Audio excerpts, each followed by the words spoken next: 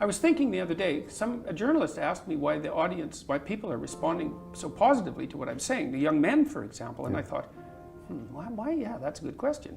He says, well, I'm actually on their side.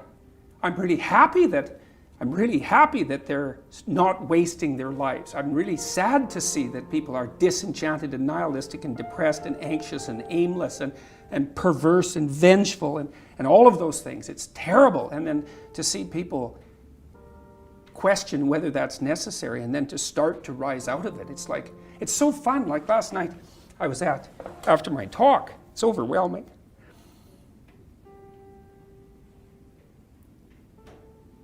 I don't usually think about these things, but I was after my talk last night, and so all these people line up, and they have their 15 seconds with me, and they're kind of tentative. They're excited and attentive when they come up to talk to me, and then they have 15 seconds of time to tell me something. I'm really listening to them, and they're hesitant about whether or not to share the good news about their life, and I think it's often because when people share good news about their life, people don't necessarily respond positively. They don't get encouragement. And people need so little encouragement. It's just unbelievable.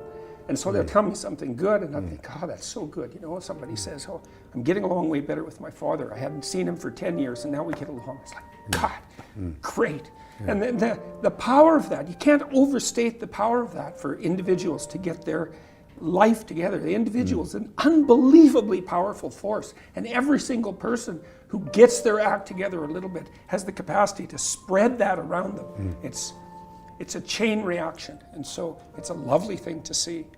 And that's fantastic. Our daughter ended her life at 24 due to depression. If someone is determined to end their life, how can one change their mind? Oh, well, first of all, I'm very sorry about that. That's a terrible thing. Look, I had this friend,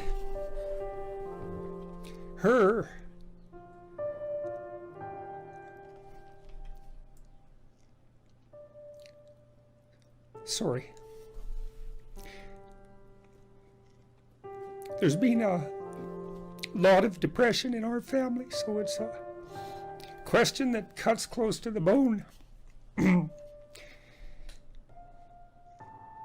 Anyways, I had this friend, a friend of my parents, and her granddaughter committed suicide, She was just beating herself up about that. What could have I done? What could have I done differently? This is the problem with suicide. It leaves everybody behind thinking, oh my God, what could have I done? I could have treated the person better. I could have listened. I could have been there. It's like, and she was just beating herself up about this, really feeling that she wasn't a useful person, that she'd failed as a grandmother. She's a really good person, And so I went for a walk with her, and I said, and she's married, and she likes her husband, and he's a really good guy. And I said, look, you're blaming yourself for your granddaughter's suicide. It's like, are you blaming your husband? Are you sitting him down and telling him what a useless bastard he was as a grandfather because his granddaughter committed suicide and how he failed completely? She said, no, I'd never do that. So I said, well, don't do it to yourself.